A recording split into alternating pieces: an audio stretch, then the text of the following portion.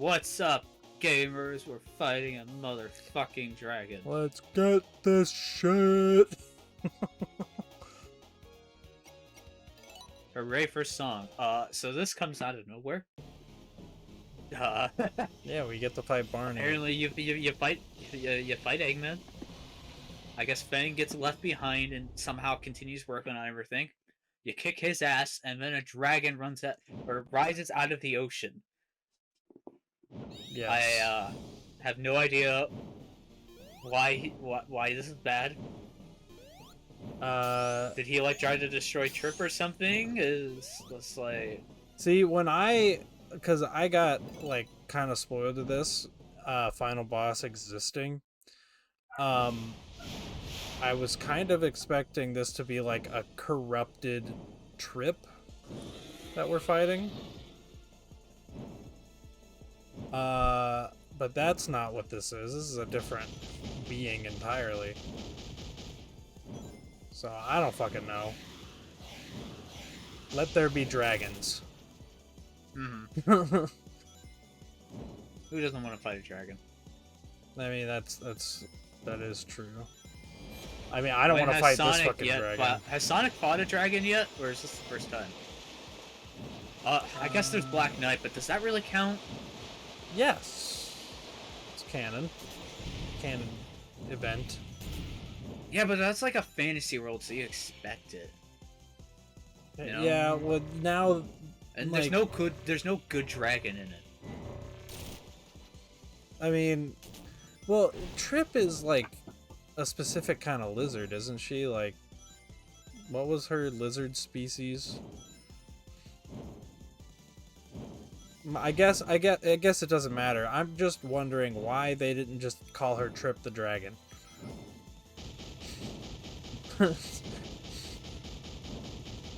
Fireballs. I know we kind of talked about this before, but I do kind of like this fight. It's just long. Is what it hits. Is where it's hurt. But for some reason, they put a lot of effort into giving him a lot of attacks. The problem is, they don't do anything. And so I just sitting there the whole time thinking, what is the point of him attacking me? In theory, they're supposed to make me run out of time, but these are like the only attacks that do. When you get stuck like that many times in a row. Yeah. You know? Mm-hmm. But it's like, if all attacks left some way to hurt him, and that was involved in, so it's like, either you can focus on the attack and dealing damage, or you can get rings, that's a cool idea. You know, it's kind of a resource management game, but that's not how it is. It's just, you can only attack here, and during these times, just get rings. There's no reason to avoid the attacks. Just only get rings, and you just can't lose. Like, they had something going. Yeah, to be fair, you are getting lucky with the characters coming in and dropping fucking rings. Which I will say I was not very lucky with that. I had like a couple runs where they just decided to never show up, but for the most part they showed up consistently. Yeah. I didn't take too many tries on this, it's just each try took 10 minutes. Mm-hmm. Yeah. So, There are ways to hurt him that you wouldn't expect, like during the hand attack he has in the second phase you can hurt him, and the meteors, but that's about it. Otherwise you have to normally hit him during these sections. What I ended up And I still don't know entirely how the hand section works. I hit him during that like once, and I have no idea how. I think for that one, you want to be where the attack ends, which is fucking weird. Because like his hand will stop right for a brief time. Oh, you got the fucking Amy drop. Yeah, so I didn't know this was a thing until this run through. Yeah, it's so rare. So I felt cheated upon when I saw this. It's like, what? Dude, I got it once, and it was like my first run of this boss. And I was like, okay, it's not super RNG, like it is RNG based, but at least they have Trip and Amy drop you 10 ring boxes like that Like, that's nice. But then it just never happened to me again. And I spent, like, over an hour on this fight just running out Yeah. of rings. Because that would happen. A character would spawn, and then he'd switch freaking phases. Yeah, I mean, to be fair, I don't think outside of that part where you have to use the dash if you get caught in those black holes, I don't think not hitting a character is necessarily a death sentence. But it's only during that first section, and once you're past that first section, you're pretty much clear as long as you don't screw up the quick time event. Mm-hmm. Because once you reach that part, you cannot get more rings. Yeah. Yeah. See, that's where I got. Yeah, because, like, right at the end of his attack, his hand just sits there for a second. I think that's what you can hit. I wish it would be. I wish it was set up to be like, what if you dashed into it with your rings, you could hurt him, but you'd also lose rings. I think that would be a much better system. Again, a good risk versus reward. You lose 10 rings, but you get another hit in. Why didn't it So hit? you have to kind of decide. Good question. That happened a couple times. Yeah. Also, I want to say the ring magnetism is so inconsistent in this. Like, there, you Yeah, if didn't the attract camera is that ring at all. automatic, you will lose it. Alright, Yeah. so now that I know I can hit the hands, I'm trying to figure out how I did it. Yeah, So this is all going to be unsuccessful. you're gonna see one, you want to fly away from it, and then, like, just fly right back into the hand once it stops. But Yeah, so for the characters, if you follow them, they will drop rings, but if you hover over them for like half a second, you'll automatically get like 6 or 8 rings. So you'll want to do that and then go back and get any rings you missed. I don't think. And that's kind of how you maximize them. Huh? Yeah. You know what I ended up having to do for this, because, like, I was just on the struggle bus, like, just not getting a lot of rings. I ended up in the first phase, I was like, okay, he's gonna, if I hit him with the freaking meteorite, he's gonna go to the next phase faster. So what I did was I just completely avoided the meteors and just collected as much as I could during that part. And that was, like, the only consistent way I could ensure that I had enough fucking rings for the last part, because, like, I was not consistently getting the characters to appear at all to give me rings and stuff. So I don't know, I was just having a really bad time with this fight. I don't know if it was just my luck or I not. don't know. It's just, and that's kind of how it is at the end of the day. It's just here. Yeah. There's no build up for it. It just happens, and you just kind of take it at face value. And then that, plus it being kind of poorly designed, does not help it. It's just this is the most bizarre final boss I've ever seen. Yeah, we're gonna get people in the future that are gonna be like, oh, dude, no, guys, it was totally foreshadowed because Eggman drew it on a napkin after he looked at the mural in the YouTube animation. It is what it is, but like, if it's, I've seen almost nobody talk about that, and if it's that bad, I think there is a problem. There's definitely a problem, and I think we mentioned it. Good for you if you like it, but yeah, I think, like, you don't run this channel, so we're gonna say what we want. Exactly. It is very weird seeing, like, a Sonic character design, but it's like a big fucking dragon, because this is, like, basically a very Sonic design because they have the big hands and shoes. But he's a big fucking dragon. I don't know, I think he fits in well. I like the design a lot. I think it looks pretty good. I just wish I knew literally anything about him. Mm-hmm. I want a name. I want motivation. I want to see him outside of this story. now, don't worry. We'll have Sonic Frontiers 2 will take place on the South Sun Islands, and it'll be about the lore of the ancient dragon people. Of course. And there will be a million side stories we have to listen to get the, like, most of the context. If these guys weren't related to the sun, I think it'd almost be a cool way to link them to, like, the moon, and perhaps suggest that they were on the side of the end at one point, and the enemy of the Chaos people. Yeah. I mean, he would Or fit maybe in. the echidnas will be linked as enemies to the chaos people. I think that'd be cool too. A good way to go back there. You could have some drama with Knuckles trying to deal with that. I think it'd be pretty cool. Yeah.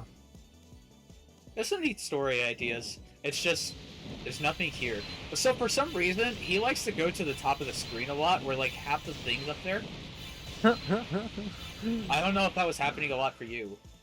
It didn't happen Well- too much here, but does this laser insta kill you? I feel like it does. No, it just knocks you back like every other thing Oh, does. good. Okay. I didn't want to find out at this point. Yeah, we won, I guess. I suppose. I don't know what I beat. Sonic I don't know why I beat it. I don't know what the stakes are, but I beat it, I guess. Sonic is still doing his stupid ooh face, even in Supersonic. Oh, and now the egg matters. Oh, There's an egg. yeah, I was just sitting in the hub world, Oh. and it's like in between, Bridge Island and Speed Jungle, and it's just there. It's also a part of the mural. Like it's that thing that's directly in the center of the mural. But yeah, I like this cutscene a lot. I know they do have a lower production, but I still like this one a lot. Mm-hmm. You know Sonic what? and Trip and Victory is great. You know what? I think the only reason the cutscenes feel like they have a lower production value is because there's actually a lot more of them in this game than you think. Because each character has their own little version of the opening. There's like they all have their own version of the ending for the story campaign. So yeah. Are there different ones for multiple characters being in there for like multiplayer? No, it's just whoever's player one, I think. So the multiplayer really doesn't matter. No, the multiplayer is the biggest fucking afterthought in this. Hi, Kenichi Tokoi. Please make more music. Please. That's all I have to say.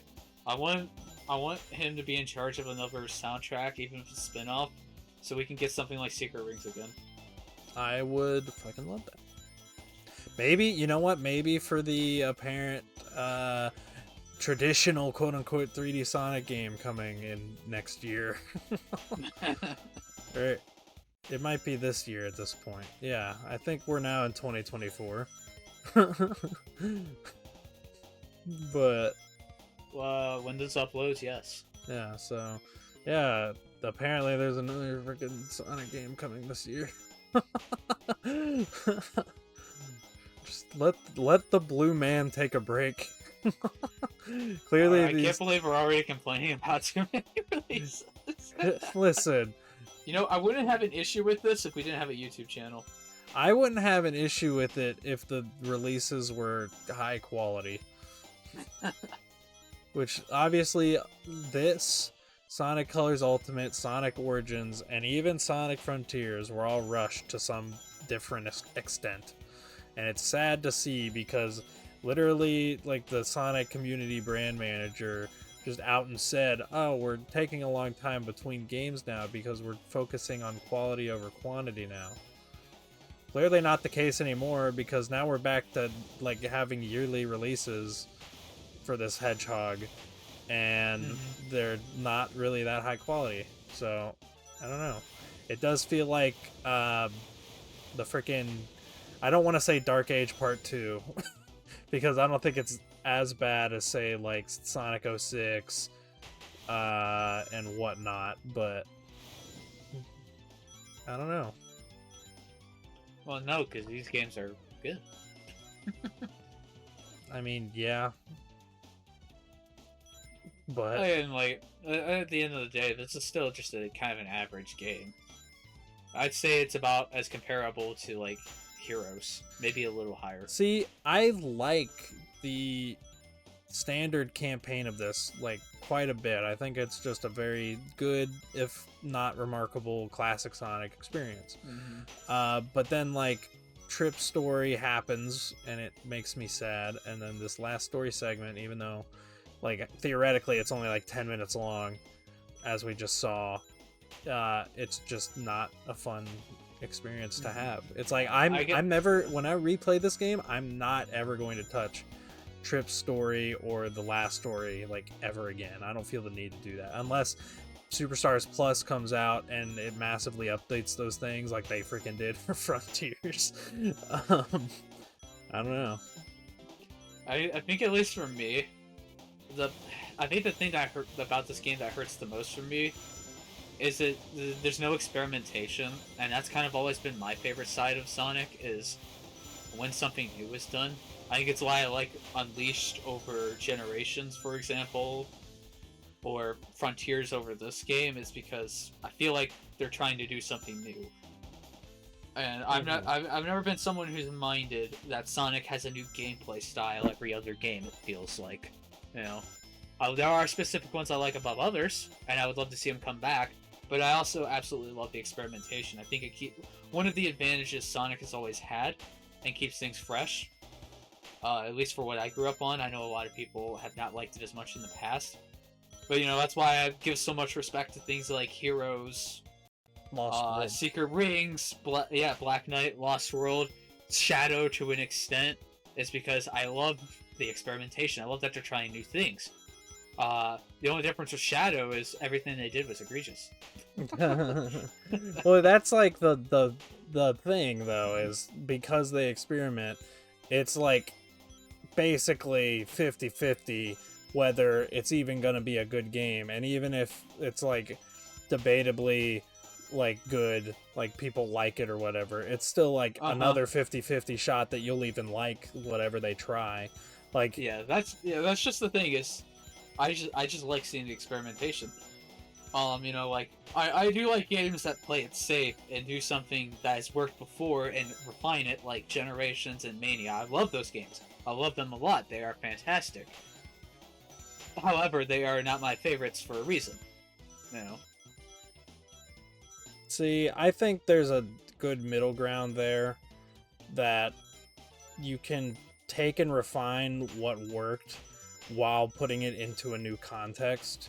I don't think Sonic does that. I think Sonic, when it experiments, it's like, okay, we're going to throw everything out with the kitchen sink, and we're going to make something entirely new from the ground up. And you know what? If it doesn't work, maybe we'll try and go back to something that did work, and then we'll probably do it worse, because by the time we make the thing that we are going back to, it's like, you know, we've forgotten how to make it. Which is exactly what happened with like Forces and stuff. But it's like, I think, like, say for the Generations gameplay, yeah, it does play it safe, but I think the base gameplay there is really damn good, and they could have very easily made a game in that same gameplay style with the boost, but just gave us like some new concepts within that gameplay, and it could have been really good. See, I'm thinking specifically of like how 3D Mario does things, because like the base gameplay between each 3D Mario game is basically the same. You know, you got all your various different jumping abilities. They maybe tweak the physics a bit, you know, between games to fit the style more. But like generally, it's like you're still doing Mario styled 3D platforming, but the context is completely changed, and there's new gameplay mechanics introduced within that, like going from Mario 64 to Mario Sunshine to Mario Galaxy, even to like 3D Land, 3D World, and then to Odyssey. It's like you get a new experience each time, but it's also like the Mario you know and love. So I don't know. And then on the other coin of that, you have something like Ratchet and Clank, which to me personally, I don't think it changes enough between games, because like I played the first game and then Rift Apart, and yeah, Rift Apart, which is the most recent game in the series, Rift Apart is a much more refined and good experience, high quality experience than the original, but it still kind of felt like the same game again, just with a new story and stuff. Right. You know, so like I don't like that, I do like when they try new things, but I would like it if Sonic had some amount of consistency because it doesn't at all. The only thing consistent about Sonic is its inconsistency. So, yeah, I don't know. That's my take on it. Like I do like seeing experimentation, and I do like a lot of the games that we talked about. But it's like, man, sometimes I just want a new classic Sonic game with a twist. You know? Yeah. At least for me, that's just where the identity of Sonic comes from, is that every game feels unique in some way. I don't know. I mean, I can definitely see where you're coming from, and I do agree with it to an extent because, like I said, I do like a lot of Sonic's experimental games, but I think that that is the core of this series' problems as well, is the with the inconsistent quality Right. between titles, the very polarized fan base, and yeah. Like, I'll fully admit that this is very specific to me and to what I grew up with. Like, I played Sonic Heroes, then Sonic Unleashed, and then Sonic and the Secret Rings, and yeah, you don't really. All three of those games are so different from one another, but they're all still Sonic, and I Yeah. recognize that, and they all, yeah, Yeah, they all just worked. I do agree. I think that in a lot of ways there And are, even to an extent, like how different the classic games feel from each other. Like Sonic 1, 2, and 3 are all very different feeling from each other, you know? yeah, and that's sort of what I'm talking about when I'm like they can do the same core gameplay but have something different to Right. spice it up. Like that's sort of why I think the classic Sonic trilogy is like a perfect example within Sonic of that sort of thing. Superstars not necessarily withstanding, because well, I think Superstars does do enough different from the other classic Sonic titles to give itself its own identity. Um, but it's just not necessarily an identity, I think, that was well thought out or polished, or I don't know. It feels like they were trying to make new Super Sonic Brothers and they just didn't have time to finish it. So, Yeah, and at the end of the day, it's just sad that they want the franchise back and they mhm. want to put in the effort. They want to try new things. They're willing to do, a lot that I don't think people ever thought would happen. Like, going open world, having another story driven game, bringing back Naoto fucking Oshima. Yeah. Like all these are all things no one ever thought would happen. It's just that when the games actually release, they just feel underbaked and clearly Mhm. unfinished in multiple ways. Yeah. And And especially the fact that Frontiers took 3 updates, that well now 4 updates if you count the latest patch, to get mhm. good. It's just, yeah, Yeah. clear that they really did need more time. Yeah, and I think I think that someone at Sega clearly had this idea of like, oh, what if we release a Sonic game every year leading up to like the 35th anniversary? So like every game every year between the 30th and the 35th we'll have a game. I think someone had that idea and the execs really liked it, and that's probably what's happening right now, but that has caused these projects to just feel incredibly rushed because they are like, okay, we need a Sonic game out each year, so you better get it done as Well, it's fast like as because fucking they're possible. alternating studios, we can assume at least 2 years of development time, and like, Yeah, but okay, 2 years of development time for a 2D game, I can see that working, but 2 years of development time for a 3D game, not so much. Especially mhm, one with a completely new concept like Frontiers.